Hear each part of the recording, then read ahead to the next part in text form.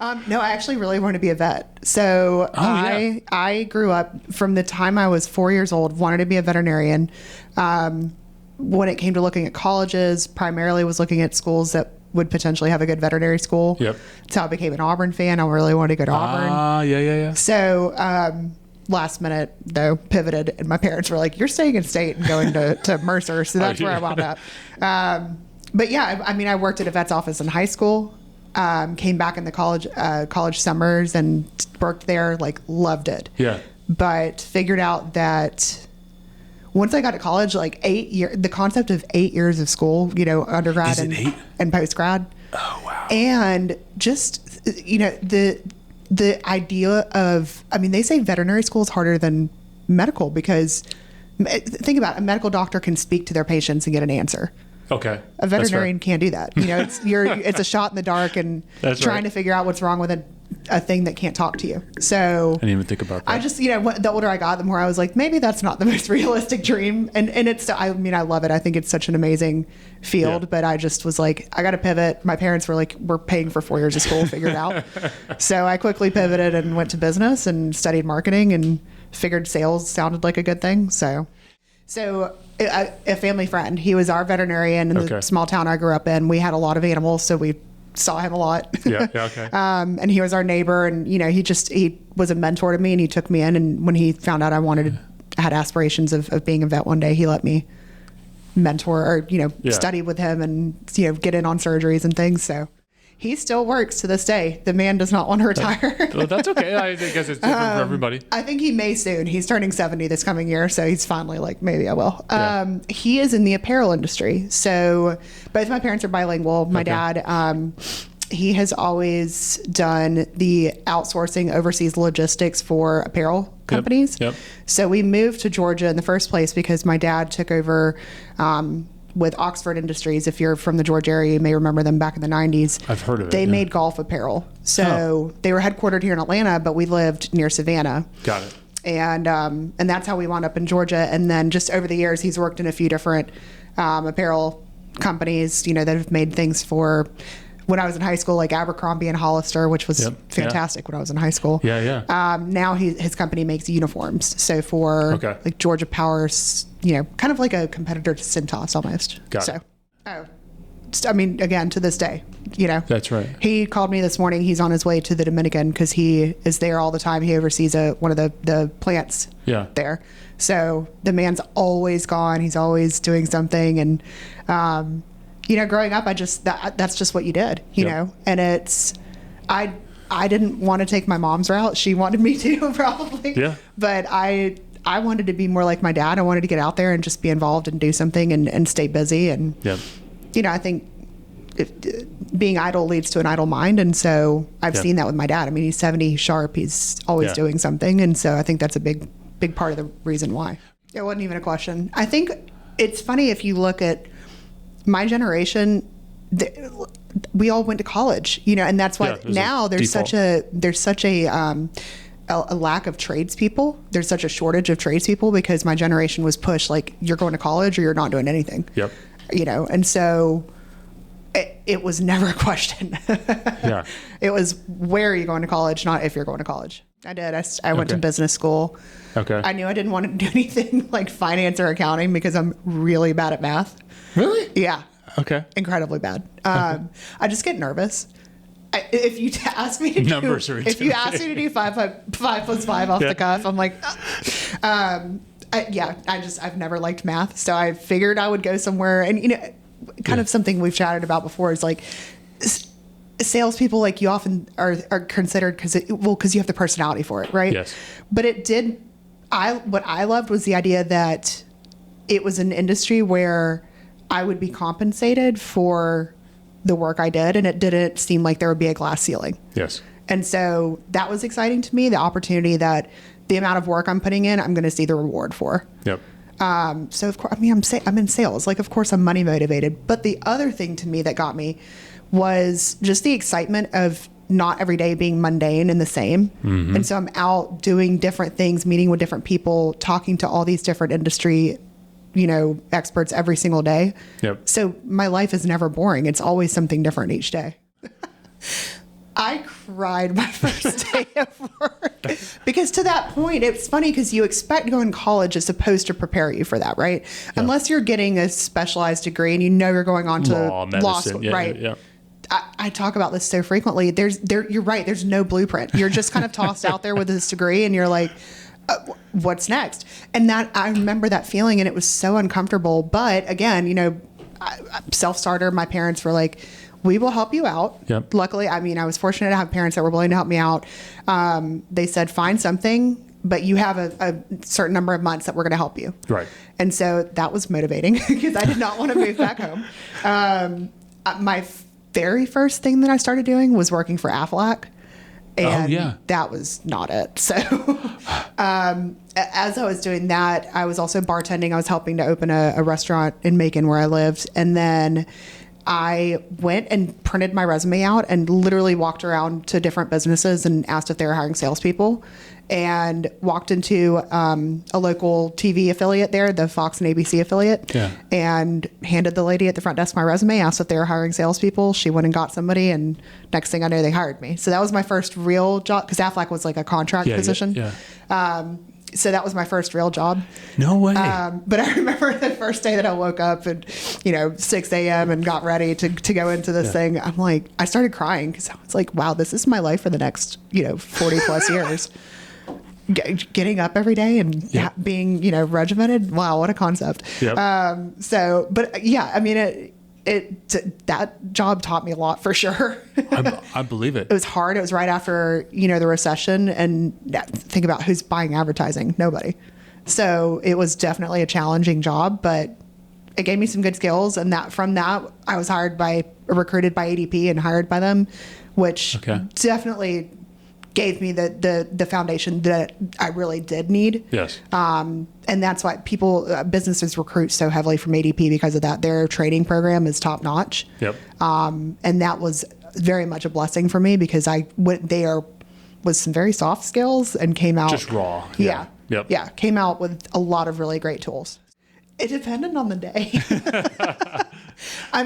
Most days, it's very challenging. Especially the market that I was in at the time, nobody knew who ADP was. Really? I was in Middle Georgia. Okay. So it was the only big payroll company at the time that had reps down there. Yep. So most people in that region either went with like a local small mom and pop type of company, or their CPA did their payroll, or they're on QuickBooks or whatever. Yeah. Half the time I would set up a meeting on the phone and then I'd walk in person for the meeting and they thought I was there to sell security equipment from ADT.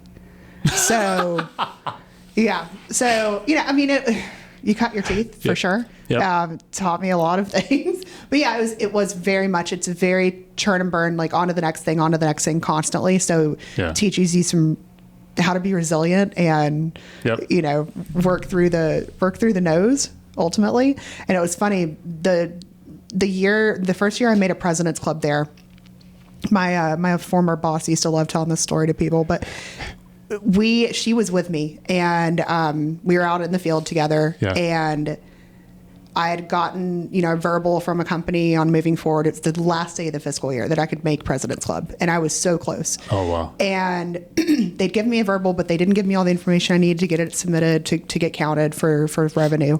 And I pulled over on the side of the road and immediately started calling clients to, offer them basically a retirement option that we sold at ADP. And that kind of a sale, it was the type that as soon as they signed the paperwork, it went into my number for revenue, right? Oh, okay. So that was the kind of thing that could get me over the edge. Yep. And I achieved it just sitting there on the side of the road with my boss who's freaking out, like, what can we do? We've got 3 hours, and I just sat there and called a few clients and made it happen. And I was really proud of that year because it was, my first year making President's Club there. And that was the big achievement to get there. And so, that's awesome. It was a great feeling. So funny enough, I think coming to Thread, because I was with ADP for 7 years. Okay. Got that 7-year itch, was like, I came to that crossroads. I remember it so vividly. And I thought, this is not what I want to do. And I left and went to Med Device and did that for a year. Realized and a lot of conversations with my dad, who again, I consider my mentor and who I go to with all my business decisions. But I called him and I said, I'm not happy doing this. I'm not really sure what to do. I'm still pretty young, at that point I was 30. And he said, well, go back to what you know. You knew payroll and HR, you knew that world. You were good at it. And that's where I decided to come back to the industry. And I went to another payroll company, Paylocity. Okay. Loved it there for a few years. But again, I decided also I wanted to get away from corporate and try something different. And that's how I wound up here at Thread. Got it. And I've been here for almost 4 years now, but getting here, and I think a lot of it has to do with who you work for. That was transformative for me. And coming here and approaching something that I've known to, and had success in doing for the past several years. Yeah. I think I really honed in on that here. Yeah. And found my niche. And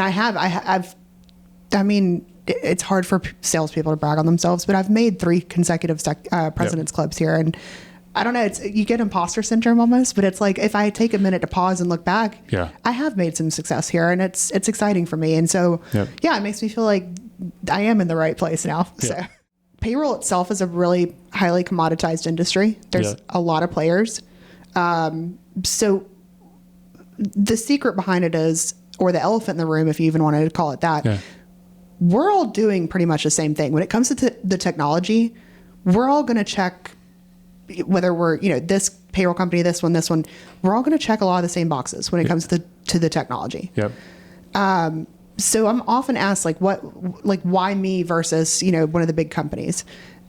A big part of it, and this is where I have truly fallen in love with being at somewhere like a Thread, and why I love Thread, is the people that are servicing the clients. I can't take any credit for that. I'm in sales, right? Yeah. So I win my clients over, but from there, they're working with our team. And I couldn't do this job if it wasn't for such a successful implementation team who creates that great experience for our clients. And then they go to their service team, to their account manager. Yeah. And they have that person that they rely on, and they can call directly. It's a different experience for our clients. And that's, we're going to provide them the technology, but to me, it's the people. Yeah. And Thread's earned a lot of really great awards for having that culture. Happy employees equal happy clients. Yep. So I can't really take the credit for that. It's the support of the team that we have here that has made that difference. Yeah. Outside of the payroll, and something that I've really taken a lot of focus on and educating, my existing clients and prospective clients on, is our suite of managed services. So, in the world where companies are looking to run more lean or more efficiently, they're looking to us to provide that guidance. High turnover. We've seen a lot higher turnover since COVID. It's an employer's workplace now. They're more demanding. And so, employee, not employer. The employees are more demanding. They're going to leave. If they can find a better benefit next door, they're not as loyal anymore. And so having that business continuity plan through outsourcing those positions to us, we're that administrative service offering for them. So they hire us to come in and be their HR department, or support their existing HR department. They hire us to come in and be their payroll department. So those services are something that I've tended to lean more of my focus into providing that value, not just the payroll technology, which is great. And that can sometimes be the foot in the door. But to me, the biggest value comes from the people solutions that we can give to our clients. I think the HR services have, because again, the payroll thing, again, it's so commoditized. They're getting beat down by every payroll rep running around Atlanta, or around the country. There's a lot of us running around. Sure, right. But to that point, I'm typically referred in on a payroll deal because somebody's heard I'm really frustrated. I can't get in touch. I'm on hold for an hour, trying to get through a call center or whatever. Yep. And that's one thing. Of course, that's where we're going to be a great fit, because our service model, the Trojan horse, has truly been the HR services, the managed umbrella of managed services. Yep. So being the HR department, supporting the HR department, being the payroll administrator, those have been the value added services that have really been successful for our clients. There's really not an easy answer for that. I would tell you my ideal, if you look at the clients that we service, there's a trend that majority of the ones that we have really provided the most value to would fall in between that 50 to 150 employee range. Yep. Companies that have multi-state employees, which again, we've seen grown so much after COVID, you know, a lot of companies, remote, us ourselves, virtual. I mean, we're a very hybrid remote workforce. We have employees as far as Seattle to Florida. Wow. So we span all over the country. And a lot of companies have gone that route. You know, they're able to cast a wider net, find better employees if they just offer remote work, right? But with that becomes so many more complexities. Each state has its own set of rules. And God forbid you're in like a California or a New York or a Pennsylvania where there's, you know, some of the highest compliance related laws when it comes to having employees in those states. And so that's a huge trigger for us to come in and really help make sure that we're taking care of the compliance. Many of my clients would fall around that 75 employee range, and they're multi-state. One that we're working with right now has employees in 28 states. So it's a full-time job in and of itself just to keep up with the complexities of each of those states. Right. But funny enough, I'm helping my sister-in-law's company. She's in California. Okay. And she only has 15 employees, but she called me because she's nervous that she's going to let something slip through the cracks. So even then, you know, it's only a 15 employee company, but there's a lot of complexities in California. Yep. So she's now working with our HR team. They're proactively keeping up with things for her so that she can have that peace of mind, and they're looking to expand the business and grow. And so she wants this off her plate so she can continue growing the business and not have to worry about, you know, the complexities that come with the employees. There are still a lot of people. I actually just got introduced to a construction company that is about 75 employees, and they're still using QuickBooks, for instance. Wow. And a lot of people, most companies nowadays, I would say the majority are probably using some sort of a payroll service. Yeah. And if you say like self-administrate, there's usually somebody internally that is processing the payroll for the business, right? But they're using some kind of a system, some kind of a platform. Yep. There's still people that use like a QuickBooks, for instance, which isn't necessarily a payroll platform. It's more of an accounting, you know, financial services system that has that payroll component. But I would say majority of businesses are using another payroll provider. Got it. So, but yeah, internally, we see a lot of businesses where there's a person running the payroll, but that person has a lot of other things on their plate. They're not just there to be a payroll administrator. Yeah. Now, a larger company, of course, a payroll administrator is a full-time position. Okay. But for the majority of the companies that we're working with, you know, that 50 to 500 employee range, it's usually somebody who's got a lot of other tasks on their plate.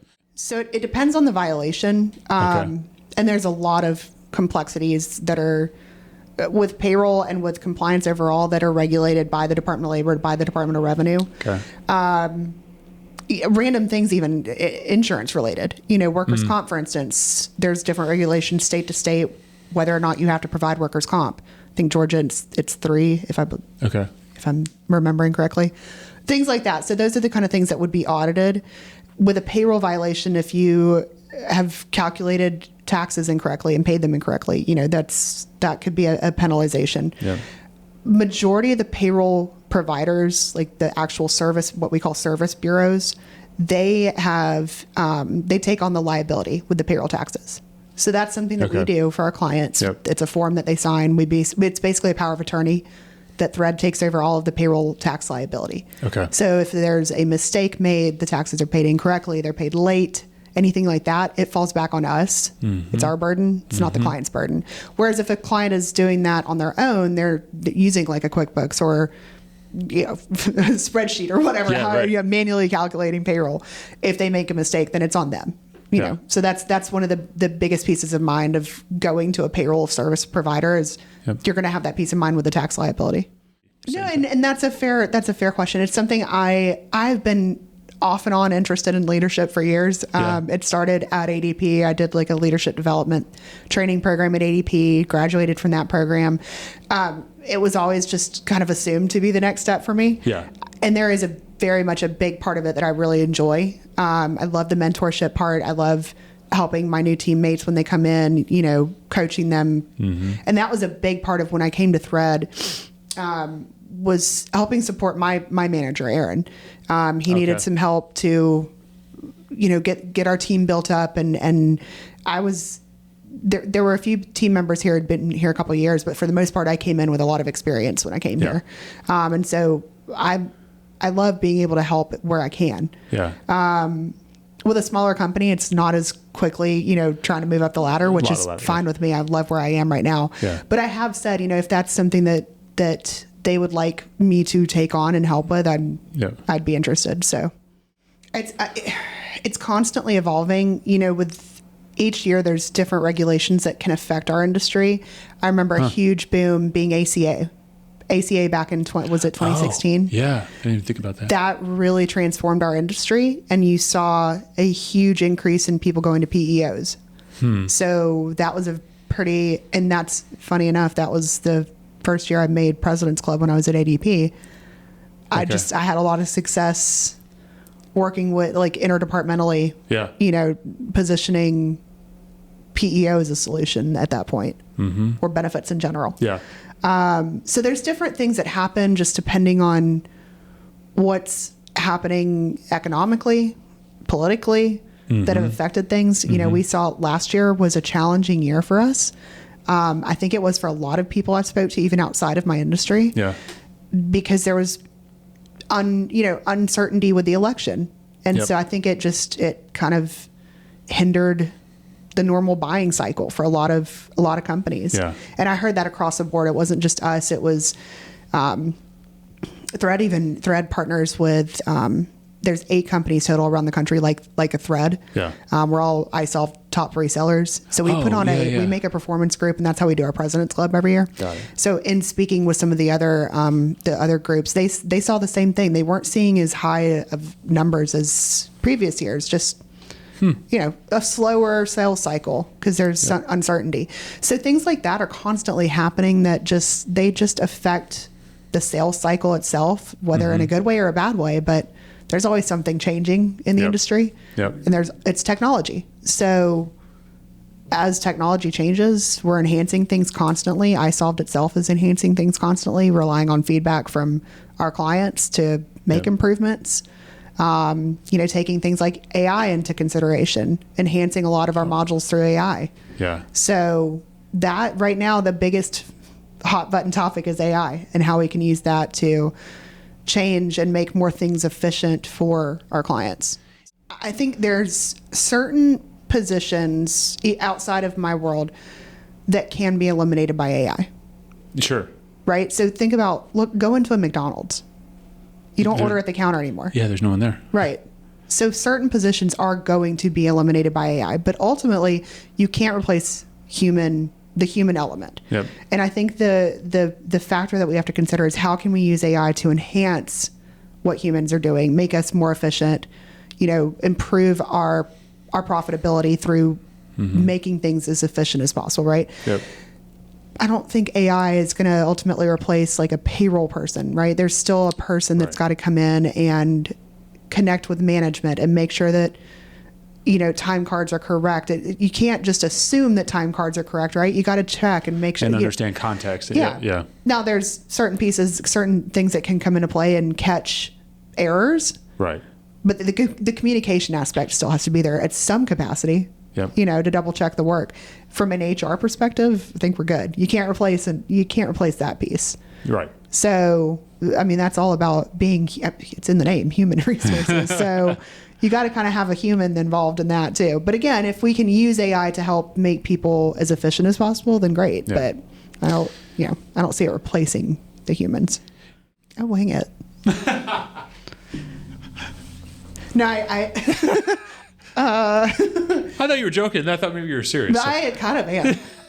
No, for the most part, I do. I'm not as routine as one would think. I'm routine in the fact that I like to start my day every morning the same way. I want to, wake up early, ease into my day. Whether I'm reading, catching up on the news or anything like that, any kind of headlines that have come out that can affect what I'm doing on a daily basis. For the most part, I mean, I like to keep a schedule Monday through Friday and, try to be in bed by 9 kind of a thing. Yep. I can't give you like the golden ticket to what I do that contributes to it. There's certain people in my life, I think, that help keep me in line. Yep. You know, my boss, my husband, you know, Yep. they both, I have, you know, consistent points where I'm checking in, you know, making sure that I'm on top of things. Yep. So I rely heavily on that feedback. But I wouldn't necessarily say there's like that golden arrow that I'm shooting every day to really hit my metrics. I have certain processes in place that I follow, and I make sure that I'm doing my follow-ups and hitting all of those metrics from a like activity perspective. Mm-hmm. But I can't tell you there's anything like very consistent that I'm doing. That used to be an easier answer. Gosh, we've been getting in this roundtable discussion as a group because deals are stalling. Yes. Unlike they used to. And it's taken us to a roundtable of creative discussion of what can we add in between selling and the steps? Like what are we missing? Is there something that we're doing wrong, right? Yep. And I don't think it's necessarily that. I think a combination of it, maybe some deals might fall through the cracks because we've missed a step or something. But for the most part, people, again, companies are taking their time and evaluating things. Yes. I think a lot of companies, especially in our industry, or you know, evaluating our industry, they're a little bit trigger shy because they've been burned by a previous bad experience, and sometimes the devil you know is easier. Yep.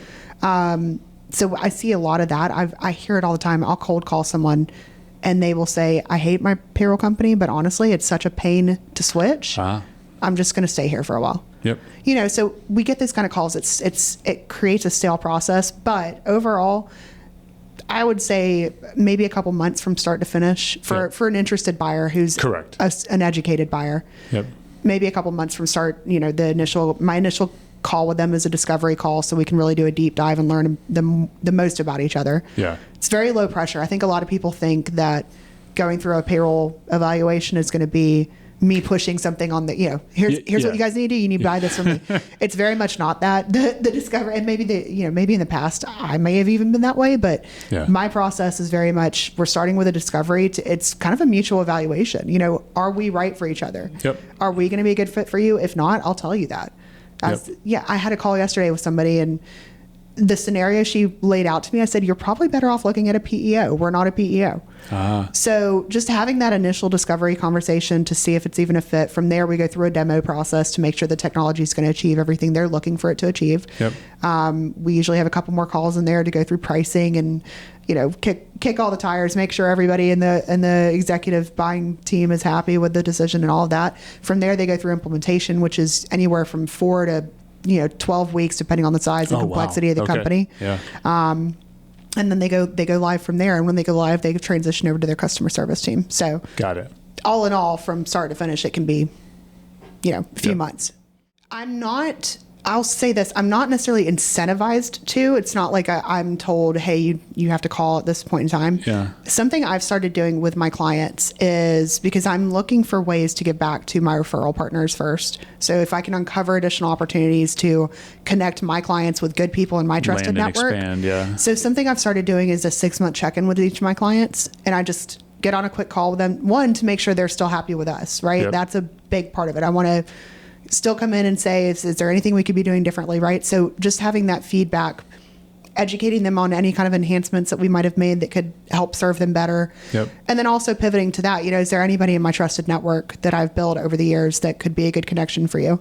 Got it. So that's something I've myself have started doing. I've found it really helpful. It's, I've learned updates from my clients. I have a dear client that I love so much, and she just told me a couple of weeks ago that she's going to be retiring next year. Oh, no. So having those checkpoints when I'm in sales, like my job is bringing in new business, but at the same time, I've built relationships with these clients. It's nice to catch up with them and check back in with them. So as salespeople, I mean, it sounds so monotonous, but we're constantly wanting to one up, right? Yes. I want to do better and better and better every year. Yeah. I mean, I have a goal for myself to break records. Yes. I've been trying to. We're getting there, but I've done some really good planning with my VP of sales into some strategy to put in place for this next year, and I'm excited about that. And to have him hold me accountable to hit those goals I'm setting. But so yeah, I mean, that's a pretty standard goal for a salesperson. But yeah, I mean, I'm proud of that every year. If I'm doing better every year, like that makes me proud. Yep. I think personally, I love to travel. My husband and I really love to travel. We're constantly planning the next trip. He was just texting me yesterday about how the ski trip he wants to plan for next year. So, no, but I mean, I have never been anywhere in Asia. As far as I've gone, it's been like South America, Europe. Yep. I haven't been to Asia, Australia, anything like that. I'd love to go over there. The thought of that long of a flight is daunting. Yes. But there's so much to see. Yep. And to me, travel is it's one of the most important ways to educate yourself. Yeah. I was fortunate to grow up in a family that traveled all over. Oh, really? All the time. Okay. And it really opened my eyes as a child, and it made me value different cultures and different ways of life. Yep. And appreciate how good we have it here, actually. Yeah. Because, I saw some stuff. We went to third world countries and things. Wow. So it truly made me very thankful for what I had, too. Yep. So I think, traveling it's one of the best ways that you can learn. I mean, I've had a few, especially in my previous life. This is not to disparage small businesses, but a lot of the small businesses that I worked with had no idea what they were doing. They started a company because they had a dream. Yes. As does every small business, right? And no disrespect to a small business. Correct. That's what we need. Yep. But you'd get these people who had no clue what they were doing at all. And it truly would be a dumpster fire on both parts. I'm learning as you're learning because I don't know what you're doing. Right. But I did have a client one time where we actually did break up with them because everything that we had discussed during the sales cycle, they were somehow flipping it and then acting very confused whenever we were going through the implementation, to the point where the implementation person's reaching out to me. I'm saying, these are my notes from our discussion. I don't know where they're getting confused. It was just like a bad game of telephone, and they just weren't understanding. We were not understanding. We were all trying to meet in the middle, and it just wasn't working, to the point we said, I don't think this is going to be the right fit for you guys. Like, you seem like the client who's never going to be happy. And in that case, maybe it's best that you guys just don't. So you never even onboarded them? No. Sometimes you have to, but you do. Early in my career, I probably would be like, no, make it happen, make it happen, make it happen. Yep. Now, you got to know when to walk away sometimes. Yep. Because just because you want the revenue doesn't mean they're going to be a good client. Yep. So sometimes you just have to say no to people. It's not, they're not going to leave you good reviews if they're not happy. Correct. And if there's someone that it's impossible to make happy, like, why?